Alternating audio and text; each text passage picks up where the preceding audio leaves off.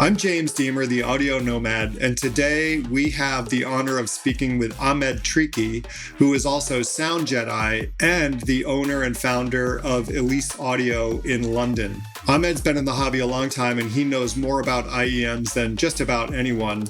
I'm really excited to get to know him and ask some questions and see where this goes.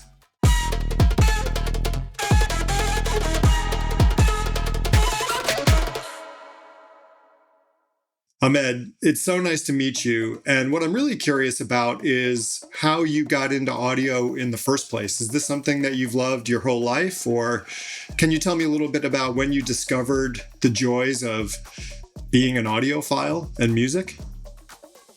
Hi, James, and hi, everyone. Thank you for having me first. It's a pleasure to talk to you about our wonderful hobby. My history with audio, I guess, when I was younger, it was kind of similar to most people having, a Sony integrated hi-fi system with like that has a CD player, cassette at the time. I've always enjoyed music, so I've always liked good sound. But the reason why I got into this is actually funny, is when I moved to London to start working, I used to take the tube a lot. And London tube is notoriously noisy. And so I was looking for solutions to block my ears, to seal my ears and block that noise. And so the funny thing is, if today's technology was available back then, if back then I had all the wireless earphones, I would probably have used that, but that wasn't available at the time. So what I did was I started looking for good earphones with a good seal. And this was back in 2006, I think. And what I found at the time, which changed my life literally, was Westone. So I started using the Westone UM2s, and I remember when I got these earphones, which at the time when I got them, they were a lot of money for me because I had never seen earphones that expensive. They were, I think, about 200 and something quid, the UM2s. And I still remember listening to them for the first time and being blown away by the clarity, the bass, and how my ears were totally sealed. And so that's really how it from there on, it was just a journey of slowly getting, looking for better sound, looking for better models. And I would say that my journey accelerated in 2018, 2019, when The Audio actually was starting to be on the scene. And I got really passionate about that brand and started, playing with EQ, and since then, obviously, I've tried and I've heard a lot of IEMs. I would say that there are a lot of people out there who have heard more than me. There's always a Crane and some of the Subtonic guys, and a lot of even audiophiles who have heard many more IEMs than me. I would say the nice thing about IEMs, and the reason why I love IEMs so much, is that there's so many flavors, so many brands, and such good work being done in the past 5 years. The evolution of the earphone market has been nothing short of spectacular. And we keep seeing improvements every day. It's wild, isn't it? Because I sort of got into it back in the early 2000s as well, late 1999, 2000. I think I bought my first pair of Etymotics and then customs in the 2005, 2006. And I had a pair of those Westtones as well. And, they were really, really good at the time. But wow, it's that hockey stick trajectory that happened in that 2018, 2019 space where things just got really good, really fast. And it's still happening, yeah. It's still happening. That's it. I don't think there's any end in sight. There's a lot of room for, you think there's room for improvement. I'm not sure. They're so good now. I am curious to know how they get better. What about the technology? But what I'm curious about is what were you listening to on the tube? What kind of music were you listening to when you were a young lad sitting on the tube going to work. And you were new in London, it sounds like. You said you moved to London. So I'm curious about that. Where'd you move from? What were you listening to? So I was living in Paris before London. Oh. And when I was in Paris, I think I was using the COS those were my first earphones. They were terrible, but they were very cheap. And as a student, it was great. It's still sealed, and so moved to London. I was young, but I'm very old-fashioned. So I listened to a lot of rock and 60s and 70s music. So Beatles, Rolling Stones. At the time, I was also listening to some of the American newer brands like the Stokes and stuff like that. So I was never really into necessarily the most recent stuff.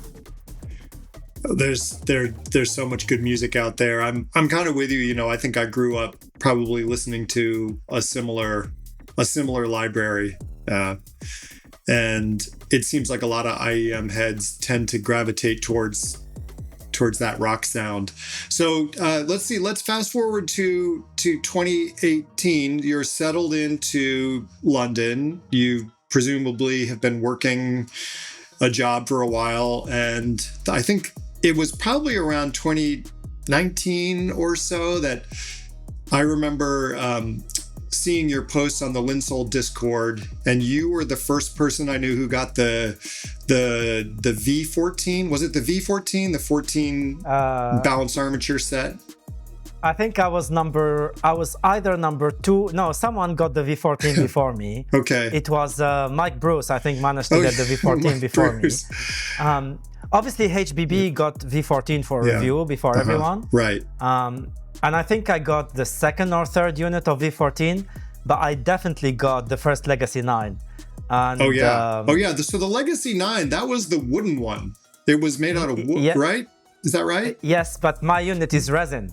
So basically, what happened is I wanted it, and I think I was going to travel. So I messaged Linsoul and I said, can you please get me unit quickly? They said, we only have this pre-production, it's resin, it's not wood.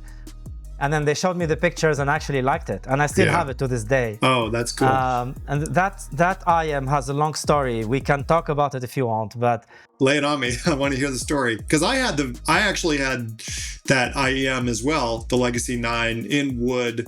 And it was a really bass heavy unit. It wasn't quite the sound signature that I like, but it was gorgeous. And I sold it and I sort of wish I never had.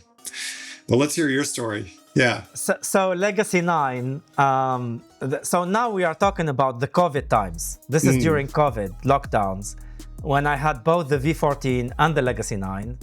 And, at the time, let's just say a lot was going on and I needed something to keep busy and a bit of something to, keep me going maybe.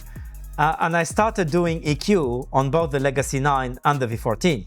So these two IEMs are actually people who know me and who have followed my posts on Headphone or on the Linsoul server will know how much I was passionate about EQing those two IEMs. I'll tell you, you actually taught me a lot about EQing IEMs and gave me the courage to experiment with it back then. Oh, thank you. Yeah. That's great. EQ is a very divisive subject, and as most subjects in our hobby, we are passionate about what we like and what we think is right. And so there's people who absolutely love EQ. There's people who will absolutely never EQ anything. I'm cool with both sides. I don't really have a, to me, EQ was an opportunity to see how much I could tailor the sound, and just generally fun. It's just fun to play. One of the things about good EQ is that you should never have to EQ an IEM too far from what it is. So if the IEM is bassy and you try to make it a clinical IEM, technical, it's probably never gonna work. So a good EQ is always as light touch as possible. But so what happened is I started putting a bit of method. I wasn't just EQing based on my ears. I actually started looking at graphs, comparing to other IEMs that were at the time popular. So U12T, V8, 64 Trio, etc., etc. And I started comparing the graphs, and I probably still have the spreadsheet where I basically kind of averaged out all the differences, Anole VX, and then I averaged that out, and I started coming up with this EQ. And then there were other members of the community. During that time, during the COVID times, people were really close on Discord because everyone was home. A lot of people were going through difficult times. And so that created really the sense of community where we were talking about not just audio, but a lot of life subjects. And so some of those people, we were fine-tuning the EQ together. So it became like a group project, essentially. Yeah, I think it was you. Mike Bruce was kind of involved in doing some of that EQing with you and a few others, I remember. Yeah. And that one good friend from Canada he's now stepped up a little bit from Discord, but if he's listening, he will know who he is. Yeah, okay. And we say hi to him. And so, but this is, to me, there are some things about this hobby that whether you EQ or you don't EQ, it doesn't matter. Everyone likes enjoying different sound. So when we get people here in the studio, when people come to see us, we actually had one of them just 15 minutes ago, 20 minutes ago.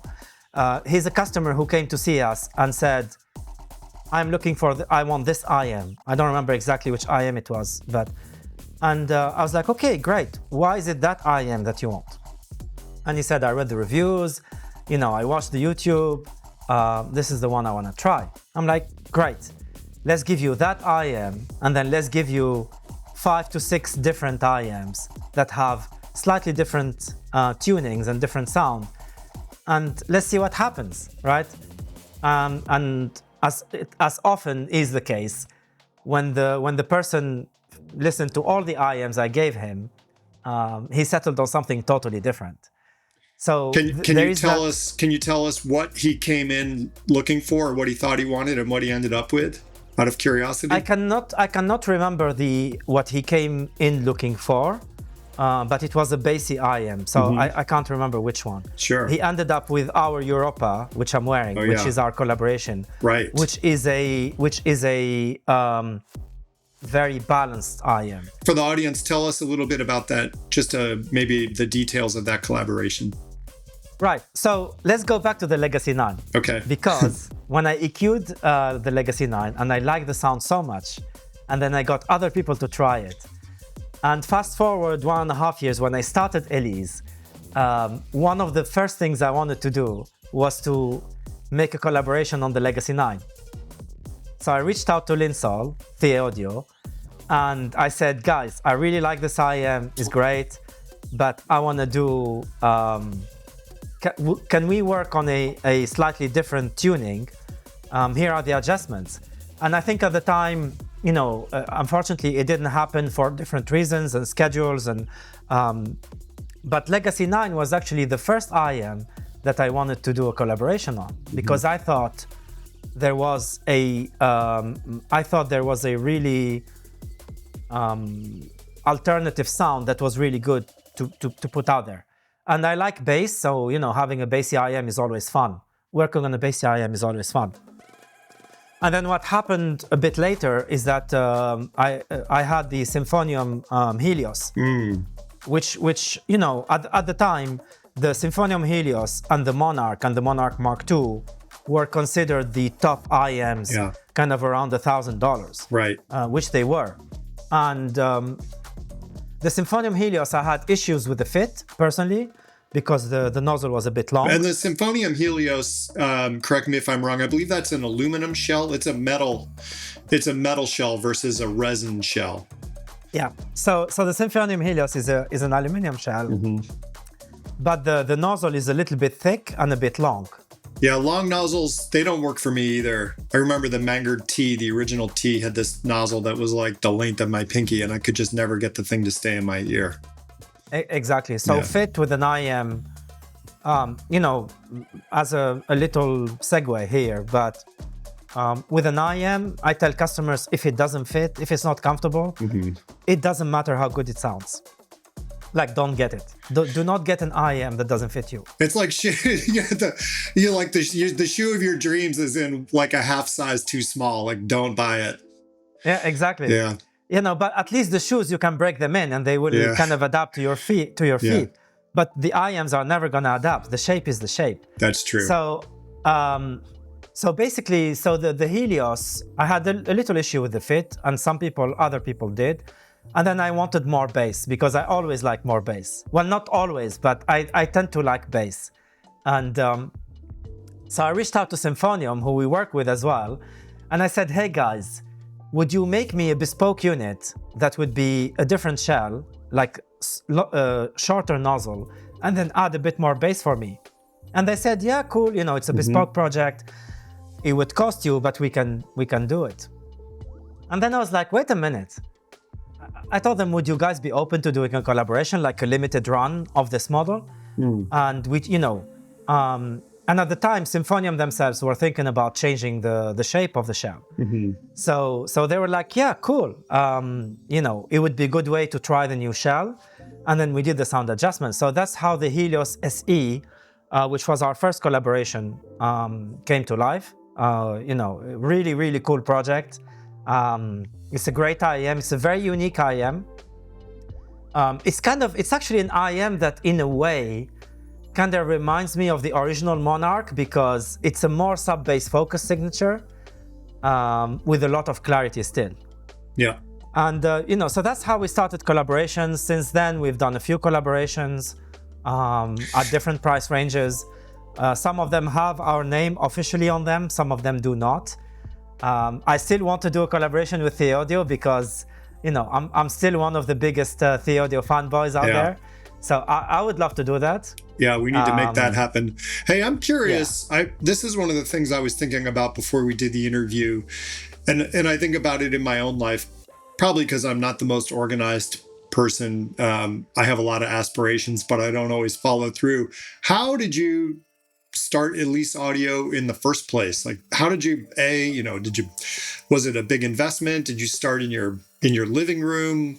Like, tell me about that, the process of going from being curious about IEMs and creating spreadsheets and doing, group tunings on Discord to having your own legitimate shop that's, arguably one of the biggest in Europe for selling IEMs. So back to Theaudio.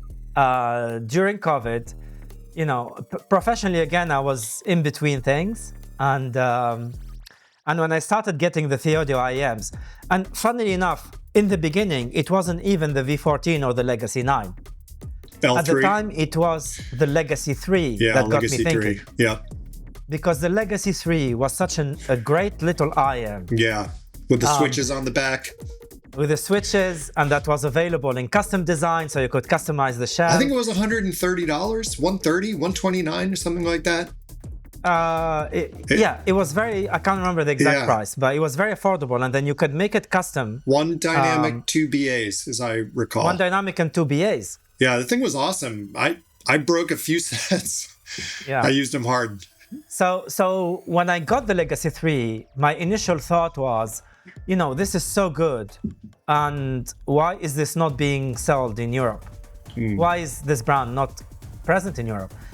So I started, at the time, I started discussions, and then I kind of left it for a bit. And it's really when the Monarch 2 came, Monarch 2 and V16, when they were released, it just didn't make sense to me that Theaudio was not represented in the UK and in Europe, right? You saw this amazing opportunity that no one else was taking advantage of. I didn't know how amazing it was gonna be, because I'm like, in the beginning, I was thinking, I'm probably one of 5 people in London who listen to this kind of IEM, right? I was very wrong, by the way. Okay. And I will get back to that.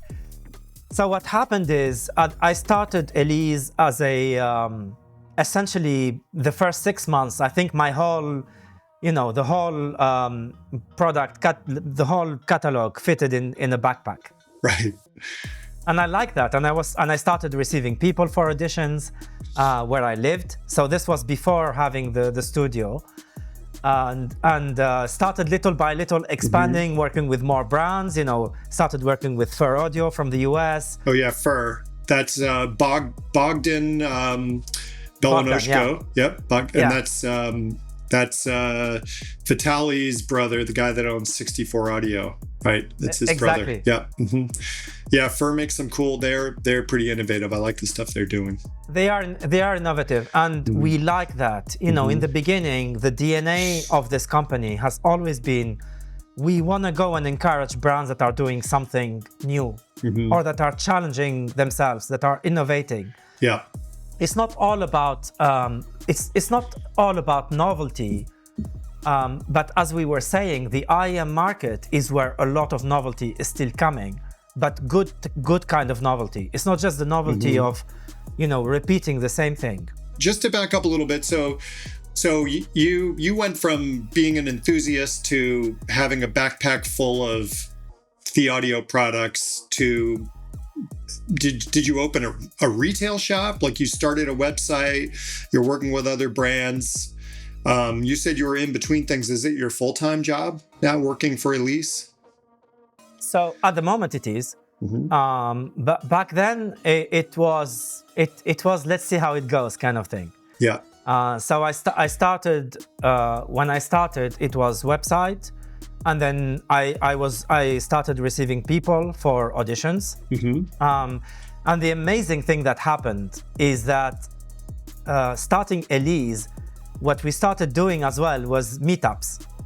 Oh, so basically finding other audiophiles in London and saying, hey, I have the whatever, like Monarch 2 and the KR5 and the XC6, you have Auden and U12T, and let's meet together. Yeah. And let's few of us, and then we get to try each other's IEMs and DAPs and whatever. And then a community started emerging, which to this day, this community is not only strong, but it's as strong as ever. Yeah. And some people, and we became friends. So I met Saeed, who's our headphone specialist, through those meetups. It's basically, you meet someone who's nice, and then you say, hey, I know another guy, and then I know another guy. Yeah. And so we ended up doing that. And I would say that's to this day. I tell people it's interesting because IEMs and headphones are supposed to be personal audio, but actually we find out that there is a lot of community, whether it's online, whether it's in person. It's very interesting that you get 7 or 8 people together and they're all listening to earphones. So sometimes we're not even talking, we're just listening to the IEMs.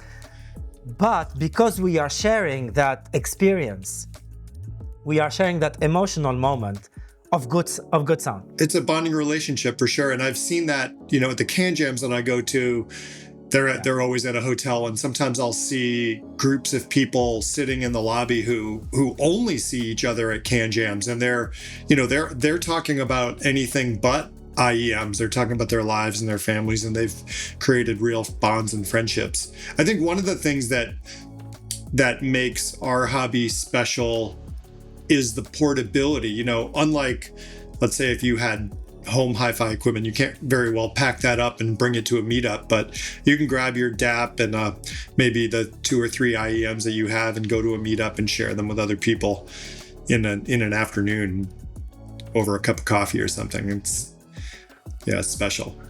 My first can jam, and I have to say again, I keep telling this to our community, which is both, by the way, our community is offline and also online. We have our own Discord, which I just joined, by the way. Sorry, I didn't even know you had one until this morning, but I'm excited to check it out. I kind of feel a little bit bad because yes, in the beginning I was very active on the Linsoul Discord, and I was very active on Headphone, and I kind of took that, like LeBron James said, I kind of took my talents to my own Discord. I wish I had the same talent as him, but I kind of feel a little bit bad, but it's we have to kind of also in a way we have our own little community online. Our Discord is not very big, by the way, and we kind of like it. I'm not gonna say we don't want it to grow. Of course, we always want to grow and expand, but there is a family vibe in our Discord that we kind of like as well. Yeah. And everyone is welcome. We talk a lot about stuff that's not audio as well. We have basically customers that we need to take care of, and we have also brands we work with that we also need to take care of.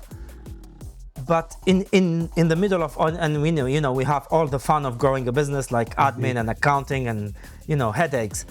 But it's still, whenever I receive a new exciting IEM that gets me excited, it still takes me back to these moments in my journey. There is something very special that happens when you hear a really amazing IEM for the first time. Yeah. Right? Something new. And unfortunately, as you go in the hobby, that happens less and less and less. So, but we do get that. This is again where sharing is good. We do get that when we have customers who come here and they hear for the first time, they hear what a really, really good flagship IEM can do. And it's like an eye-opening experience. Yeah. And this is when I remind people that high fidelity audio, or whatever it is that we do, is not a natural experience. So when I grew up, again, as I said, I grew up in a middle-class family with not a lot of resources, financial, but my parents got us this sound system. One of the Japanese, the Sony 1990s. Sony or Kenwood at the time, one of those. Right. And at the time I was blown away by it. But if I listen to it again today, I'd probably think this is muddy and horrible. But so listening to a really amazing pair of IEMs, headphones, or speakers is actually a learning experience for the brain, because chances are, unless you grew up in an audiophile family that got you to listen to this stuff, you've never heard it before. And so there is an element of the brain going, boom, this is new. It's like there's, I don't know, maybe it's dopamine or whatever it is that happens, but there is a sense of, I've never heard this before, this sense of layering, detail, etc. And so we get that with our customers when they come for audition. Sounds to me like you get just as much pleasure, maybe even more pleasure out of seeing your customers experience that feeling of nirvana that you get when you hear a really, really great IEM, as much as when you get that experience, which clearly you get less and less of because you've listened to so many sets. Now, I thankfully still get it. There's some IEMs that whenever I listen to, I'm still blown away. Yeah. And you can always play with amplifiers and stuff. So there's always, thankfully, it doesn't stop. The IEM that I go back to always is the Audio Divinity V16. And actually, and I would say that believe it or not, the 64 Audio Tia Trio is a favorite of mine. Yeah. It's never really fit me perfectly, but I broke your rule there. But I love it. But the V16 is just it's my sweet spot. What's your sort of go-to IEM that you just will never part with? A lot of people ask me this question, and unfortunately or fortunately, my answer at the moment is whatever I'm developing or whatever I'm testing. I'm still in a way, Europa represents the sound that I would always be wanting to listen to, right? And it's interesting because Europa and V16, they are not, they are very different, but there is some similarities as well in there. And V16 was for a long time, potentially still is my favorite Theaudio IEM.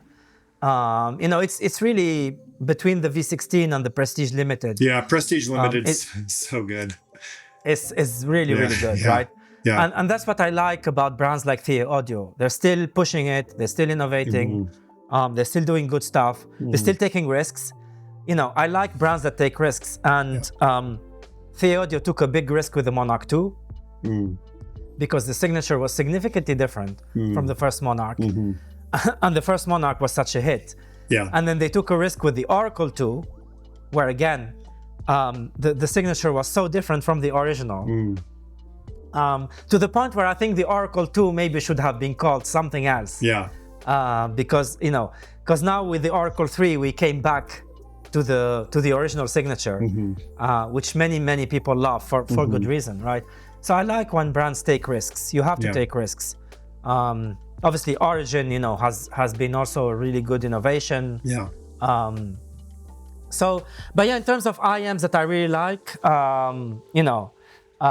Storm.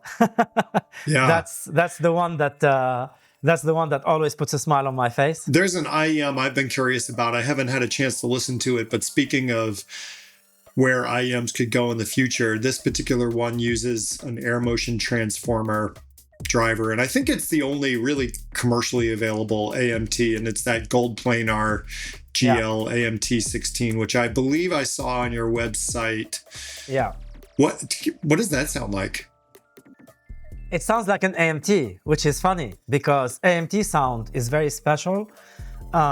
So the limitation of the AMT, even though we actually just got the Headphone 2 GT, which is an AMT headphone, right? And it has a good amount of bass. But the challenge with AMT is really to get the bass. So the AMT16 does have really good bass texture. And I think where AMT shines is that ability to reproduce detail and air in the treble without any harshness. And it's a very unique sound. And I also find the AMT16, one of the things I like about that IEM, I find the mids and the timbre to be super natural. It's a very, very natural sound. Yeah. So there's a few people who come to see us try the AMT16 or tried, and they're like, that's the one I want, Have you sold many of them? Yeah, we've sold a few of them. It comes in a very heavy box, so shipping those is always a bit of a the presentation. It's cool. It's great. I mean, it's a great presentation, and the IEM itself is really well built. I mean, I remember back and I'm sure you remember this too, when Hawaii Bad Boy put the Blonde 03 as his number one IEM, and it was pretty good, and I've listened to it recently, and it's like, well, it's still pretty good, but it doesn't compare to some of the $20, $30, $40, $50 sets that are coming out today.